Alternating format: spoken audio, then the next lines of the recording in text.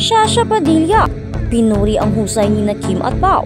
Mas maliwanag na mas nangunguna sila kumpara sa isang aktres na umani ng puna.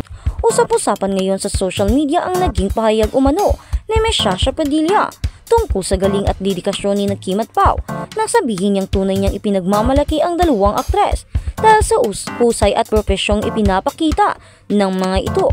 Sa gitna na papuring ito, may isang aktres naman ang nadamay matapos ikumpara at sabihing walang binatbat kumpara sa dalawang bituin na patuloy na umaani ng papuri sa industriya. Sa maraming taong sa showbiz, kilala si Ms. Shasha bilang isang institusyon, isang artistang may respeto at bigat ang salita. Kaya naman ang banggitin niya si Kim at Pao sa isang usapan, agad itong naging sentro ng atensyon. Ayon sa mga nakarinig, hindi lamang daw simpleng papuri ang sinabi niya, may laman, may bigat at halatang taus-puso. Pinuri niya ang pagiging professional, disiplina at consistent na performance ng dalawa, lalo na sa mga huling proyektong kinasasangkutan nila. Para kay Shasha, ang dalawang aktres ang isa sa pinakamalakas na haligi ng bagong henerasyon. Ayon sa mga insiders, matagal nang may respeto si Shasha sa working attitude ni Kim at Pao. Hindi raw ito bago. Matagal na niyang nakikita kung paano ang dalawang babae ay laging handa, laging nakikinig at laging may dedikasyon sa bawat role. Kaya nang bigyan sila ng papuri, para sa marami deserve iyon. At higit pa iyon sa simpleng pagbanggit, ito ay patunay ng kanilang unti-unting pag-angat bilang mga aktres na kayang tumayo sa parehong entablado ng mga batikang artista. Sa kabilang banda, maingay rin ang social media dahil sa isang aktres na nadamay sa usapan. Bagamat hindi pinangalanan, mabilis ang netizen sa paghahanap kung sino ang tinutukoy. May mga haka-haka, may mga espekulasyon at may mga nakakatuwang komento na nagpainit lalo sa diskusyon. Sinabi ng ilan na kaya raw napasama ang naturang aktres at dahil sa ilang nakaraang kontrobersya at dahil na rin sa kakulangan sa consistency pagdating sa performance. May mga nagsasabing hindi ito tungkol sa personal na issue, kundi tungkol lang sa laro ng talento.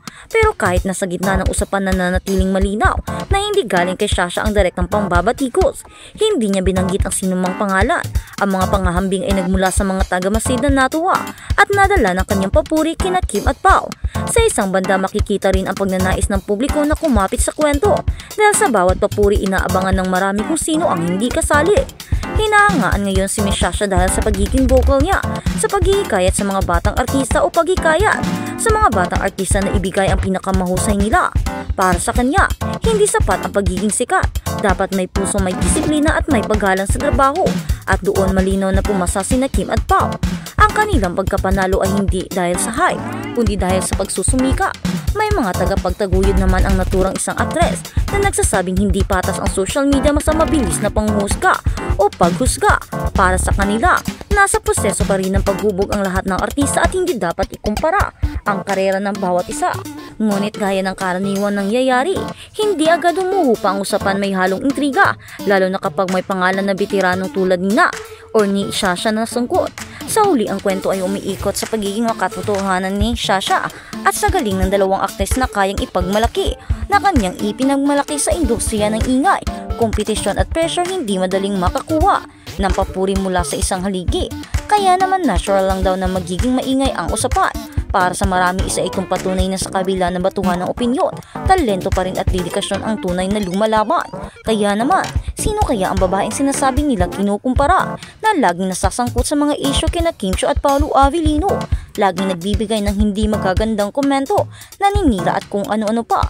Kahit alam naman niya na malayo pa siya sa pupuntahan niya dahil alam niya na ang agwat niya at ni Kim Chiu ay sobrang layo na dahil si Kim Chiu matuturing na rin na isang matikan habang siya baguhan. Hindi man sa isang baguhan o nanggaling man siya sa mga prominenteng pangalan o sa mga pangalan din ng artista o pamilyang artista.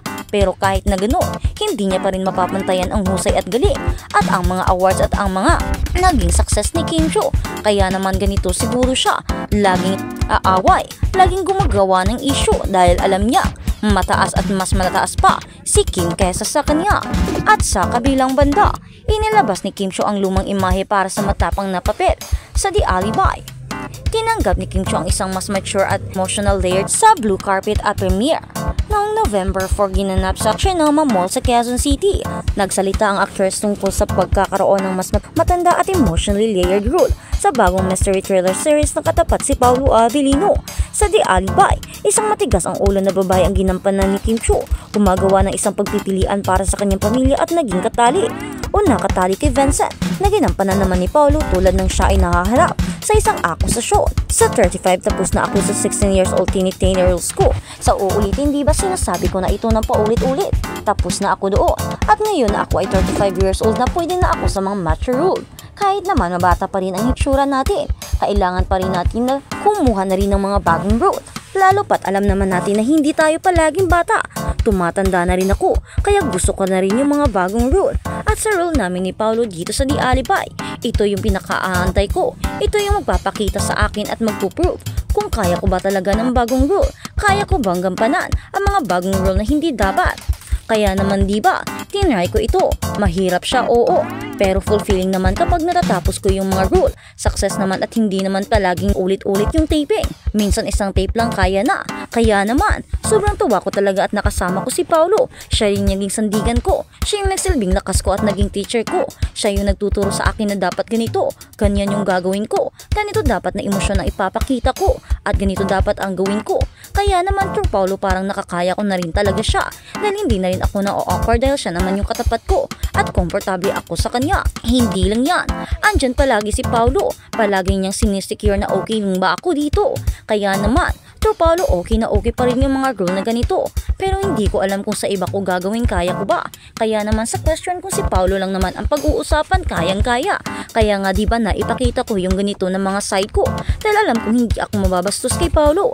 Pero sa ibang tao hindi ko alam kung mapagkakatiwalaan ko ba sila sa mga ganitong rule. Pero sa ngayon hindi naman ako nag-iisip ng ibang mga partner, no. Komportable na ako kay Paulo at successful na rin yung career naming dalawa dito.